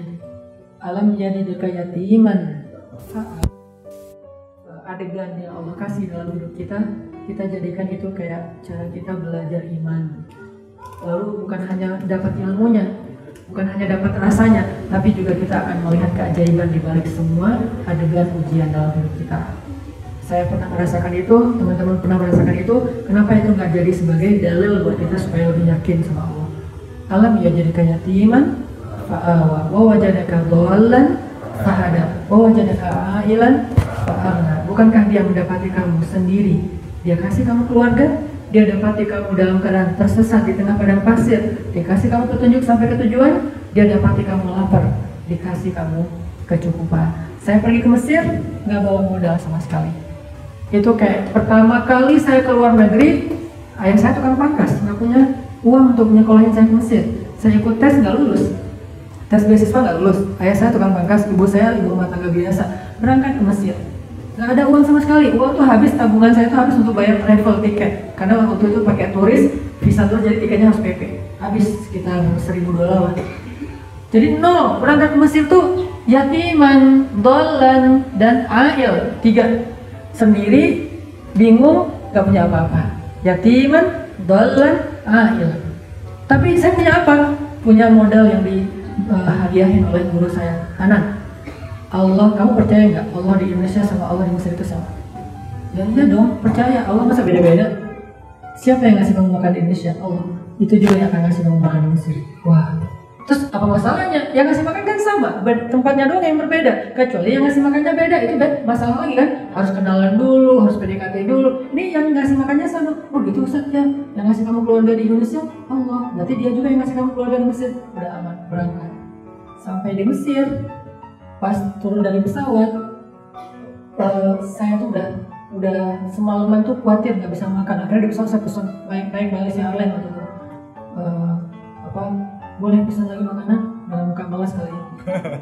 Oh iya, padahal aslinya kan ada jadwalnya, tapi nggak tahu waktu itu saya pesan apa aja dikasih kayak bisnis gitu. Boleh pesan makanan lagi? Boleh. Yang apa? Daging nggak apa-apa. Malas tapi mintanya daging gitu. Danterin daging, susu, pokoknya kenyang aja semalaman. Kenapa? Saya nggak tahu besok mau makan apa. Di Mesir, negeri orang nggak punya uang. Ya udah saya apel dulu sekarang, biar bisa puasa 2 hari. Begitu landing, keluar immigration desk gitu, teman-teman yang berangkat bareng saya itu rata-rata ditanya, kamu ngapain kesini? Bawa uang berapa? Kalau visanya turis pasti dia minta kayak minimal $1.000. Saya visa turis. Saya mau kemana? Muka Al-Azhar. Saya jujur aja bukan mau turis, Muka Al-Azhar. Ya udah masuk aja. Cepet masuk. Pas masuk disambut sama kakak-kakak kelas, yuk makan. Akhirnya kita makan makanan Mesir. Saya nyesel. Kenapa semalam saya udah kenyang? Akhirnya sekarang nggak bisa makan banyak. Langsung dikasih tempat tinggal gratis sebulan. Bulan kedua harus bayar. Challenge kan? Sebulan doang kesempatan saya. Ya Allah, untuk menambah rezeki. Akhirnya ikhtiar besok keluar nyari beasiswa dengan modal tampang gelas. Datang tes beasiswa. Biasa di tes bahasa Arab, di tes apa segala macam. Saya cuma di tes Quran. Dari mana? Indonesia. Dipikir orang Indonesia nggak bisa ngaji. Akhirnya kamu bisa ngaji? Dipikir. Alhamdulillah dulu waktu kecil sering ikut musabaqah nasional, internasional, jadi pede lah. Nggak bisa ngaji dikit-dikit. Ya udah coba baca surat apa? Bebas. Oh ya udah, paling ikhlas. Bebas kan? Itu yang paling ikhlas gitu. Baca aja. Masya Allah, kamu bisa ngaji ternyata. Coba baca surah lain. Al-Fatihah. Pokoknya nggak gampang lah ya. Al-Ikhlas, Al-Fatihah, Alif Lam Mim, yang gampang-gampang. Akhirnya dia berkenan, nangis, beasiswa. Langsung deal. Alhamdulillah, ternyata gampang gini dapat beasiswa. Cari lagi ke lembaga lain. Saya ingin dapat beasiswa. Bisa apa? Ngaji. Surat apa? Al-Ikhlas. Bocor lagi, dapat dalam 2 bulan itu saya dapat 3 beasiswa. Teman saya yang berangkat aja yang beasiswa cuma dapat 1, saya dapat 3. Akhirnya rumah saya ada 3. 1 dekat Sungai Nil, 1 lagi di kampung. Kenapa di kampung saya pengen dapat environment-nya Mesir yang kayak klasik gitu. 1 lagi di asrama mahasiswa. Jadi kalau lagi ujian kayak nongkrong di kafe gitu. Kayak anak orang kaya banget. Nongkrong di kafe depan Nil, baca buku ujian gitu. Teman-teman ada yang shisha apa segala macam. Alhamdulillah karena saya asma jadi bukan karena soleh ya. Karena asma. Kalau nggak asma mungkin nyoba gitu. Akhirnya kayak jadi ujian itu nggak pernah di kamar. Teman-teman pada subhanallah orang-orang soleh di masjid. Masjid Al-Azhar kan suka dipakai kayak orang tawaf gitu kan sambil baca buku. Kita di kafe, mama, tok ya, kesan apa segala macam. Kenapa rezekinya mudah? Bulan kedua langsung punya rumah, tahun kedua mulai ya agak-agak mirip dengan Ayana Cinta sih, jual bakso. Tapi saya nggak bisa bikin bakso. Yang bikin teman saya jualin bagi hasil 80-20, dia 20 saya 80. Alhamdulillah. Jualnya ke siapa? Mahasiswa Malaysia. Kenapa mahasiswa Malaysia? Karena orang Malaysia nggak bisa ngebedain bakso enak sama yang nggak enak. Kalau orang Indonesia kan banyak bakso tuh, di sana kan jarang kan, jadi enak aja lah semuanya. Terus ngasihnya tergantung mood. Kalau yang datang, Mace, kasih 20. Kalau yang datang yang kayak nyebelin, kasih aja 2. Biar gak balik lagi. Jadi alhamdulillah untung juga bakso, jual-jualan kayak mereka keliling gitu. Musim haji jadi petugas, alhamdulillah rezeki. Pertama kali di rumah saya ada kulkas, saking melaratnya. Pertama kali di rumah saya ada kulkas itu pas saya di Mesir. Ma, ya aja kan. Ma, butuh apa? Ini mau bulan puasa bang. Di rumah kita gak ada kulkas, masa beli es tetangga terus? Ya udah berapa? 2 juta. Ya kirim di kulkas. Hanyut tsunami. Ibu saya kan meninggal tsunami juga, habis satu rumah gitu. Ma, apa? Nih mau pasang apa di rumah? Pasang telepon. Soalnya kalau kamu mau telepon, ma harus lari-lari ke tetangga. Pasang telepon pelan-pelan. Dan cita-cita saya yang belum tercapai, tapi mudah-mudahan Allah ganti nanti di akhirat apa? Saya pengen banget ngerasain ibu saya tuh naik mobil sendiri waktu kecil. Kenapa? Kita tuh seumur-umur kemana-mana naik angkot. Saya udah SMP masih naik angkot. Dan naik angkotnya irit. Supaya nggak bayar, saya disuruh berdiri di angkot. Kebayang SMP berdiri di angkot. Mak nggak boleh duduk mak, kosong tuh nggak ada orang. Jangan, ntar bayar. Ya udah mah. Saking iritnya. Jadi kayak saya cita-cita banget, mak harus naik mobil saya pribadi. Pas sudah bisa beli mobil, mak udah kena musibah tsunami. Ya sekarang saya niatkan kalau gitu Allah pengen saya naikin emak itu bukan mobil dunia, tapi mobil akhirat. Itu yang motivasi banget buat saya harus ngafal Quran, karena orang yang ngafal Quran itu bisa nyelamatin 10 keluarganya. Intinya sih, ya alam yajidka yatiman fa'awa, wa wajadaka dhallan fahada, wa wajadaka a'ilan fa'agna. Apa sih yang kita takutkan kalau kita ngandelin Allah? Masalahnya yakin nggak nih sama Allah? Cara yakin, latih. Itu aja bisa saya sampaikan. Mohon maaf nggak jelasnya, agak acak-acakan. Mudah-mudahan bisa dipahami. Barakallahu fiikum. Assalamualaikum warahmatullahi wabarakatuh. Anda yang kuliah di kemudian karena tadi pergaulan atau segala macam, apalagi sekarang dia juga dengan laki yang non-muslim, terutama dia pendeta. Jadi dia maaf, jadi dia mulai percaya dengan agama yang lain.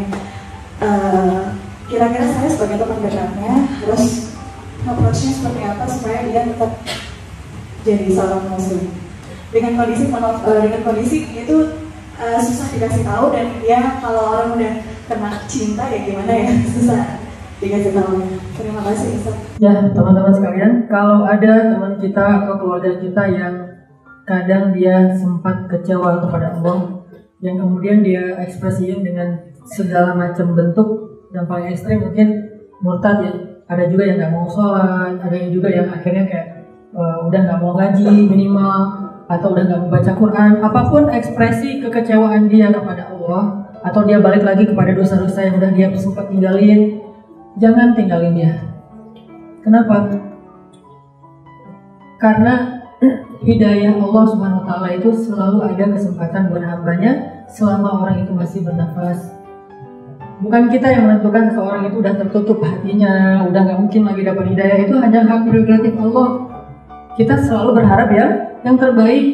Kalau di zaman Nabi ada orang yang di masa hidupnya udah keluar kalimat tabbat yada abi lahabi wa tab, itu hanya Allah yang menentukan siapa yang dapat kalimat itu. Makanya Allah yang tahu Abu Lahab itu memang gak akan terbuka lagi hatinya, sehingga turunlah ayat tabbat yada. Memang Abu Jahal itu gak akan terbuka lagi hatinya, makanya dipanggil Abu Jahal. Bukan Nabi yang ini orang tertutup hatinya, ini orang enggak, Allah yang menentukan. Sehingga kita gak boleh, wah ini berarti dia udah, kalau udah murtad ditinggalkan. Kan dalam Islam itu nanti ada hukum fikih tentang orang murtad yang berat sekali ya. Tapi kan itu hanya bisa ditegakkan kalau ada syariat Islam. Maka kalau tidak ada syariat Islam, yang kita lakukan itu approaching-nya itu bukan approaching hukum syariat, tapi dakwah.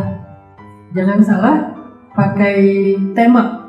Kalau udah ada syariat, dia nanti akan kena konsekuensi syariat, dan itu berat. Konsekuensi syariat itu kalau misalnya orang melakukan hubungan di luar nikah, dia akan dicambuk sampai dirajam. Kalau membunuh, dia akan dibunuh. Kalau misalnya dia kayak murtad, dia akan kena hukuman yang berat, termasuk yang lain-lain nanti akan dikucilkan atau apa. Itu konsekuensi syariat kalau ada syariat. Kalau tidak ada syariat, maka yang dipakai itu tema dakwah, bukan tema penegakan syariat. Tema dakwah, kita harus jadi dai untuk dia. Caranya gimana Ustaz? Caranya jangan jauhi dia. Tunggu sampai momentumnya dapat. Sambil nunggu itu doain dia. Kalau kita nggak bisa nasihatin dia langsung karena emang jadi debat, mending kita doain dia, sebut nama dia dalam doa kita untuk dia dapat hidayah. Terus jaga hubungan dengan dia supaya ketika nanti dia punya masalah, kita itu tetap jadi tempat curhat dia, tempatnya larinya dia, dan tempat dia minta pendapat, nasihat, solusi. Tapi kalau gara-gara itu kita menjauh, terus dia tiba-tiba ada masalah, siapa yang akan nolong dia ketika ada masalah selain orang yang nggak paham? Sehingga jaga hubungan, doain dia, nggak harus berdebat dulu, tunggu. Mudah-mudahan Allah kasih jalan supaya kita bisa nasihatin dia lagi. Misalnya dia pas lagi berat, lagi ada masalah, lagi sedih, lagi kecewa, dia akan datang ke kita kalau hubungannya dijaga. Saat itulah kita bisa nasihatin dia. Dan kalau hubungannya tetap dekat kan masih gampang menasihati ya. Tapi emang natural sih ketika kita ngeliat ada keluarga kita yang kayak tadi ekspresinya mortal kan, kayak shock kan, pasti shock banget dan gak kebayang gitu. Cuma gak berlama-lama karena shock kita itu gak akan memperbaiki apapun. Langsung recovery, self awareness lagi. Kalau bahasa Islam itu insaf lagi supaya kita bisa tetap menjaga dia ketika nanti dia butuhin kita. Dia kayak gitu tuh bukan dia gak percaya sama Allah kayaknya. Iman dia tuh ketutup oleh perasaan subjektif dia. Yang mungkin disebut cinta, atau disebut hawa nafsu, saya gak ngerti ya. Tapi dia kalau mau ditanya sebenarnya mungkin masih yakin sama Allah. Cuman kayak ketutup aja sama keinginan-keinginan. Sehingga suatu saat dia akan balik lagi. Jangan tinggalkan. Doakan dia di dalam doa-doa kita. Kalau ada celah, ajak dia ngobrol baik-baik. Kalau perlu, ajak dia ketemu dengan orang yang lebih ngerti agama. Fas'alu ahla dzikr in kuntum la ta'lamun. Tapi kita nggak bisa ngajak kalau kita udah nge-gap. Gimana ngajak kalau kita udah putus hubungan dengan dia? Cuman satu yang mungkin kita perlu agak jaga jarak dan harus ditinggalin, mantan. Kalau yang lain ya nggak perlu jaga jarak. Baik, marilah kita tutup majelis kita malam ini dengan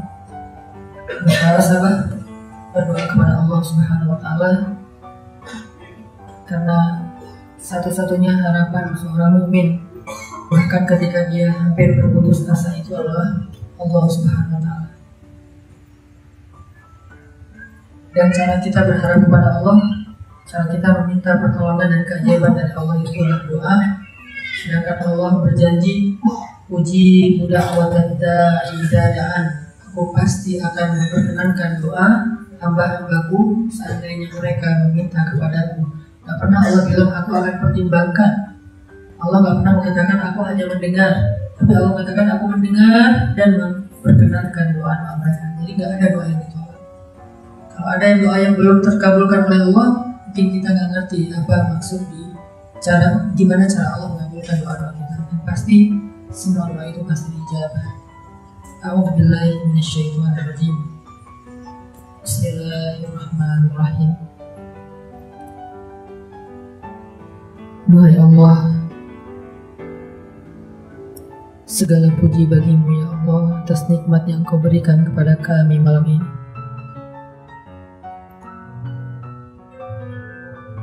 Segala puji bagimu ya Allah atas nikmat iman dan nikmat Islam.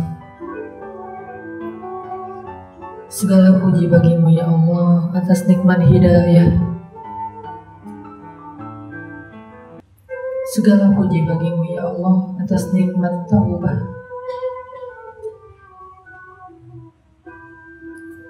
Kami adalah hamba-hambamu yang pernah tersesat. Kami adalah hamba-hambamu yang banyak dosa. Kami adalah hamba-hambamu yang pernah meninggalkanmu dan menjauh darimu.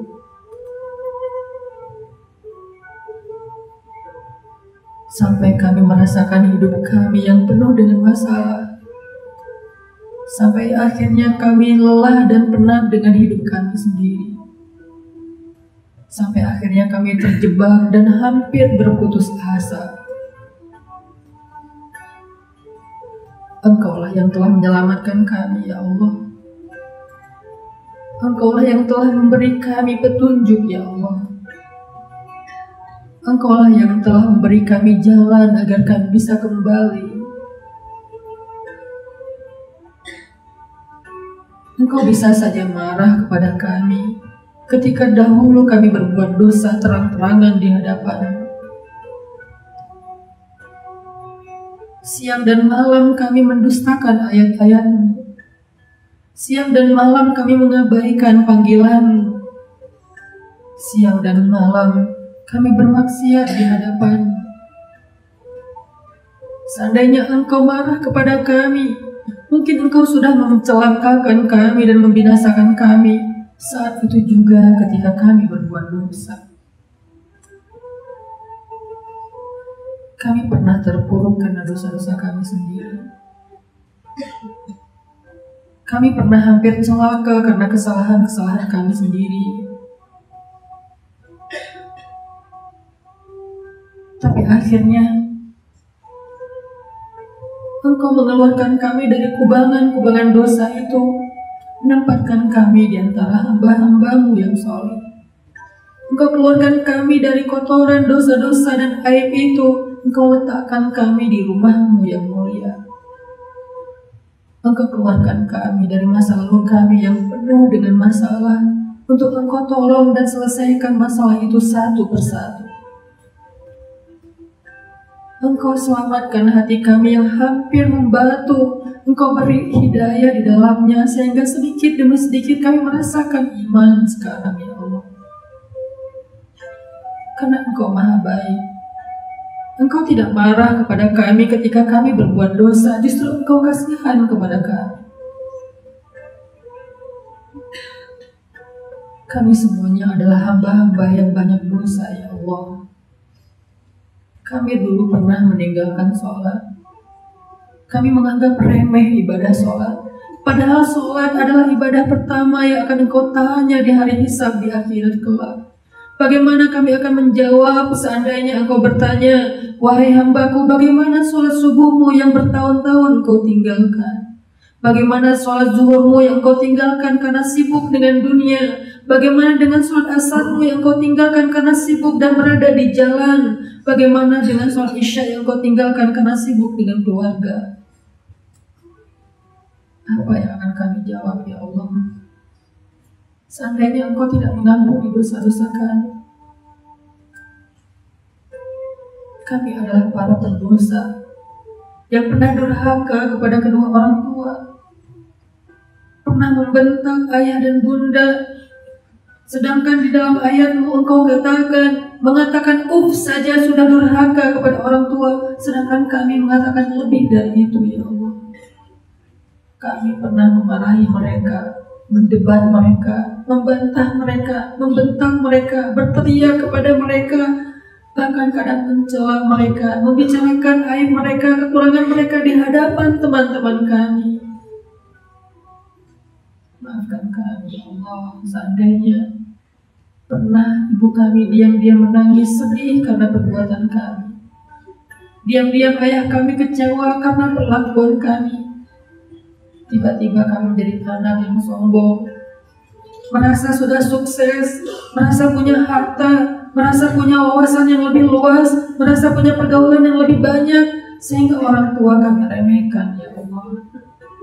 Siapa kami yang dulunya seorang bayi yang lemah, yang bergantung seutuhnya kepada ayah dan bunda, menangis meminta susu, makan. Ibu kami menghabiskan usianya untuk membesarkan kami. Ayah kami menghabiskan usianya untuk menafkahi kami dan mendidik kami. Setelah kami dewasa, kami menjadi anak yang durhaka.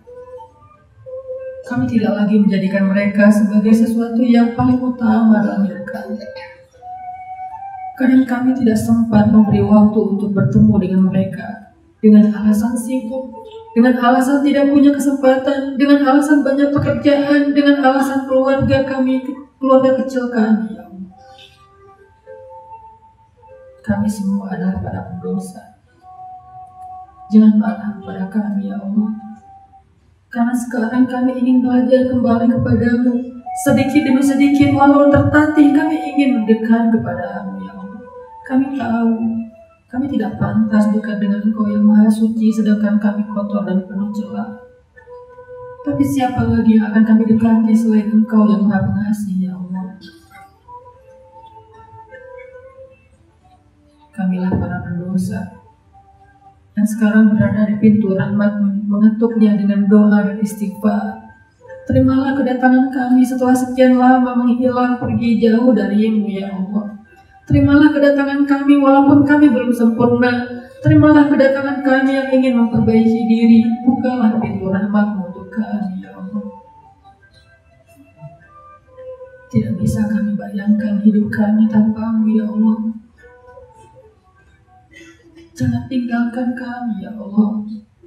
Dulu saja ketika kami banyak berbuat dosa, Engkau tidak tinggalkan kami. Engkau masih memberi kami petunjuk.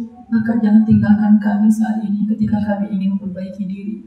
Walau kadang kami tersandung dengan dosa yang sama, walau terkadang kami lupa dan melakukan kesalahan yang sama, jangan marah kepada kami ya Allah. Jangan tinggalkan kami ya Allah. Jangan palingkan wajah-Mu dari kami ya Allah. Karena kami membutuhkan, kami lemah tanpa-Mu. Duhai Allah, kami ingin pulang menghadap-Mu sebagai orang yang bersih. Kami ingin pulang menghadap-Mu dengan membawa amal-amal soleh semampu kami. Kami ingin pulang menghadap-Mu sebagai orang yang selamat. Kami ingin pulang menghadap-Mu sebagai orang yang Engkau ridhoi. Kami ingin pulang dengan mengucapkan la ilaha illallah di akhir hayat kami. Karena itulah kalimat pertama yang kami dengar ketika kami lahir ke dunia.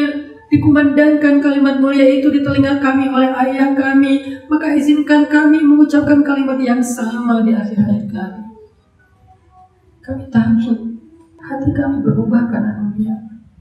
Kami takut hati kami berubah karena hawa nafsu, sehingga kami mengatakan kalimat lain yang tidak Engkau ridhoi. Kami ingin pulang kepada-Mu sebagai orang yang sudah diampuni dosa-dosanya. Karena kami tidak bisa membayangkan bermalam di kubur sendiri, sepi, lalu didatangi malaikat dan ditanyakan dosa-dosa kami. Dan kami tidak bisa membayangkan jika nanti di padang mahsyar orang-orang bertemu dan berkumpul dengan Rasulullah SAW. Dan kami mencoba untuk mendekat, tapi baginda tidak mengenal kami karena tertutup oleh dosa-dosa. Ketika yang lain mendapatkan seteguk air Al-Kautsar dari tangan baginda, dan kami tidak bisa mendapatkannya karena terhalang oleh dosa-dosa. Kami tersenyum kepada Rasulullah, tapi beliau tidak tersenyum kepada kami karena tidak mengenal kami, disebabkan oleh dosa-dosa. Betapa sedihnya hari itu seandainya Rasul tidak mengenal kami, ya Allah. Betapa sedihnya hari itu seandainya Rasul tidak menoleh dan menatap kami, ya Allah. Betapa sedihnya hari itu jika Rasul tidak Engkau perkenankan bersyafaat kepada kami, ya Allah. Ampunkan dosa kami, agar kami bisa melintasi sirat yang banyak orang tergelincir di dalamnya sehingga masuk ke dalam lubang-lubang api neraka. Sampaikan kami ke surga-Mu, ya Allah. Jadikan kami salah satu di antara penghuni surga-Mu yang puncak kenikmatannya adalah menatap wajah-Mu yang mulia, ya Allah. Tidak ada lagi yang lebih nikmat dari itu. Izinkan kami menatap wajah-Mu, ya Allah, di akhirat kelak. Ketika Engkau bertanya kepada hamba-hamba-Mu, wahai hamba-hambaku ahli surga, apakah kalian puas dengan nikmatku? Semua menjawab, kami puas ya Allah. Engkau berkata, maukah aku tambahkan untuk kalian? Mereka menjawab, apa yang lebih baik dari ini ya Allah? Engkau bukakan tabir yang menutupi wajah-Mu sehingga semua memandang wajah-Mu. Jadikan kami salah satu di antara mereka ya Allah. Terima kedatangan kami ya Allah. Ampuni dosa kami ya Allah. Rabbana atina fid dunya hasanah wa fil akhirati hasanah wa qina adzabannar. Subhanallahumma wa bihamdika asyhadu an la ilaha illa anta astaghfiruka wa atubu ilaik. Billahi taufiq wal hidayah. Wassalamualaikum warahmatullahi wabarakatuh.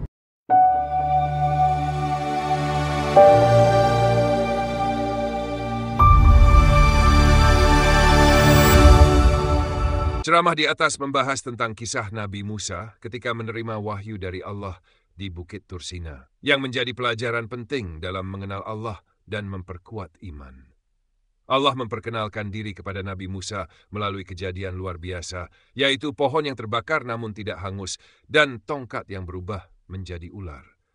Ceramah ini menekankan pentingnya merenung dan menenangkan diri untuk lebih mengenal Allah, serta menghadapi ujian sebagai cara melatih iman. Nabi Musa diajarkan untuk tetap tenang dalam menghadapi ujian berat, seperti berdakwah kepada Firaun dengan kelembutan. Selain itu, dibahas pula pentingnya tawakal kepada Allah, doa yang tulus, serta hubungan manusia dengan Tuhannya melalui ibadah yang khusyuk dan keyakinan bahwa Allah tidak pernah mengecewakan hamba-Nya yang beriman.